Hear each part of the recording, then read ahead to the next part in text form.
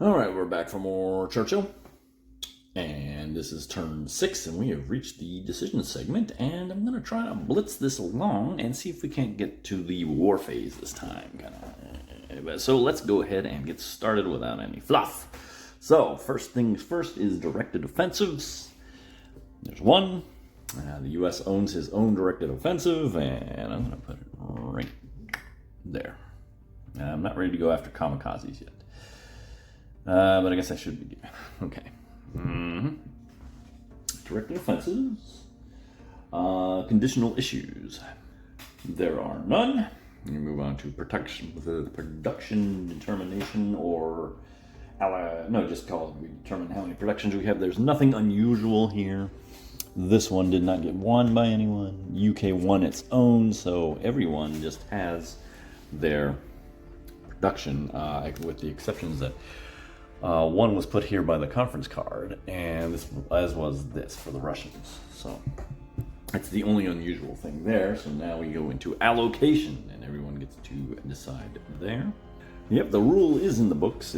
Allocation starts with the person to the left of the, or in this case, clockwise from the players who won the conference, which was me. So the UK will go first with its 3 production remaining. Well, to put it this way, first thing you're going to do is trade this production for an offensive marker. We have no use for the Navy in there anymore. That one is used. And since D-Day has happened, the bot directs us to place offensive support in Western Theater up to 4, then the remainder in the CBI. So he's going to place 3 in, what is the name of this space here? Rhineland. And so that's going to be a run total of 4 offensive markers in this spot. So we just flip this over, and we just put another one at the ×2. Yeah, they have a little ×2 on them.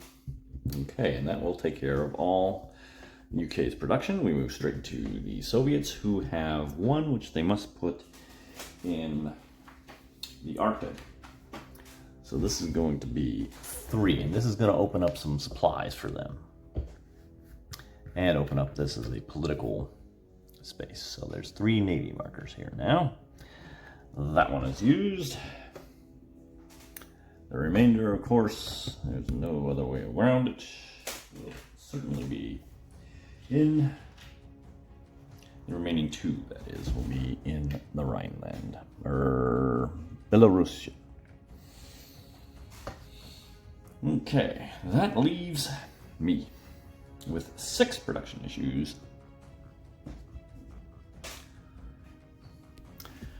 2 of which I have assigned over here. So make that 2.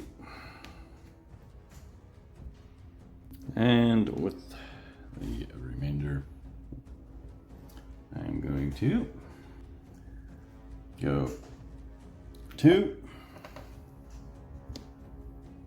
in the here, 2 here. And I want to find out what's the ramifications of being ahead of Russia in the march to Germany. So I'm not going to actually do anything for them. Let's see what happens. Let's just see what happens. Learning. Okay, so that is all the production allocation. All right, theater leadership. I own Europe, or I'm running Europe. And you know what? I'll tell you what. I'll kick 1 to the Russians there. How about that? And in the Pacific, do I want to kick maybe 1 to Burma? No, I don't think so. I think I need to get that. Although that's kamikaze stuff. Well, we'll find out. Some of this is new to me. All right, so, and we also won the Pacific Theater issue, so that will give us 2 more. And, okay, well, what I'm going to do is I'm going to go ahead and beef up this Navy over here, just in case the Japanese come out and manage to knock out a Navy. That won't stall us. And with the remainder, I'll just flip this over to a 2, so we have 4 on each front. All right, I think that's all the allocation. Finally, the A-bomb issue. let's see. Oh, he was, I'm gonna have to backtrack here. The bot does direct us if when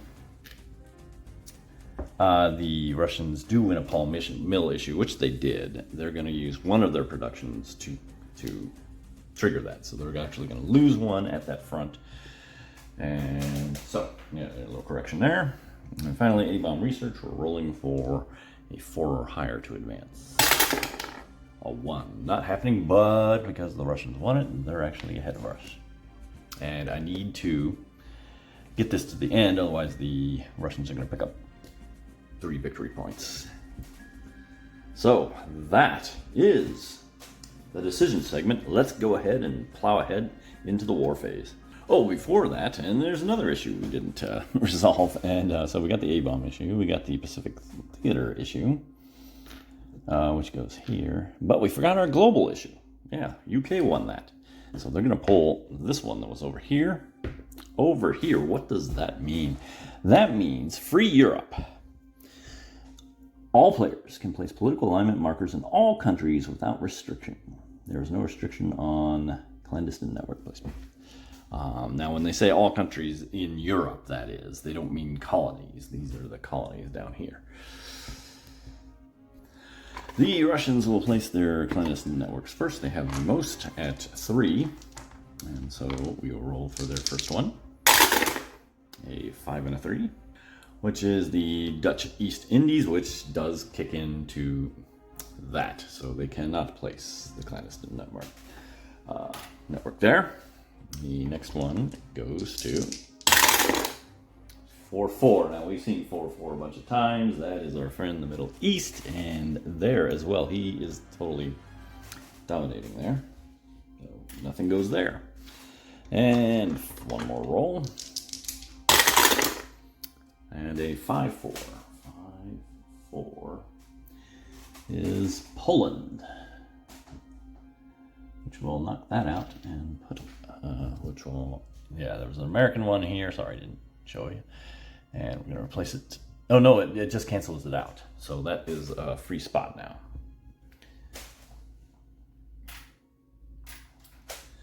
Then it's to me. And I can place anywhere I want. And now that this is opened up, we'll go ahead and do Norway right there. Is the British. They have a clandestine marker, and they will put it 4-2. Yugoslavia, which is a legitimate target. Right here, there's one already. One British one already. And so there can be 2. And that is it. That leaves us to the political alignment, where the Soviets will start once again because they have 2. Now there's actually, here's one where we need to look at the bot. It has some very specific instructions. Well, we seem to have boxed him out because he can't place it anywhere, because you can only have 1, and he can't go into the colony. Oh, he could have before. Yeah, that's my mistake from before. Yes, he can place a clandestine. Yes, he can have 2. Not there, but here, because there's no restriction on clandestine networks for the colonization thing. My bad. But the political alignment marker, very much so. They can't go here. And there's already alignment markers in the space where he has them. The other thing he can do is take away from someone, but only if there isn't a clandestine network marker under it. He has nowhere to place these. He's going to forfeit. Me, I don't have any, and the UK has 1. There are 2 potential spots for a political network, and that's those 2, and we'll just randomize here. 1, 2, 3 up there, and it is. So into Czechoslovakia. All right. Okay, now the Axis reserve placement. This is where it might get interesting because Normandy has already happened there, and they're in a 2-front war. Let's see how that shakes out. Any front attempting to enter Germany? No. German army in the Soviet Eastern space. So 1 here, automatically. Okay, like I said, because they've got the second front, that means 4 armies are not going to the front like they have been for the past 6 turns, or 5 turns, whatever it is. Eastern Horde does not apply, in other words. Atlantic Wall, if the Western Front is in UK Bolero, no. If Normandy space has previously been entered, it has placed 2 German armies in the entry space of the front that is closer to Germany. That would be... Now it's his turn to stink it up. And see, that's why you kind of want both fronts to be kind of equal, because that would divide that force in 2. So that would be less for us to deal with, for the UK and US to deal with. And we still have 1 left to place, and that one is going to be randomly assigned to 5. And 5 puts it in the Mediterranean, and yes, we know they've conquered all that. It doesn't matter, but that's just how it plays out. If it's the die roll, that's the die roll. So it was a 5. And that is the Germans. Now for the Japanese. Back it up a little. Once again, 2 automatically go here, even though we still haven't declared war. Oh well. Alright, this is the B-29 spot, so 1 will go here for sure. Okay, and now on a roll of 1 or 2, the Japanese Navy gets involved. They do. So here, which removes, and it's a good thing I beefed up my Navy, isn't it? Because now I can still do an amphibious assault. Oh, that worked out. That worked out nice. Okay.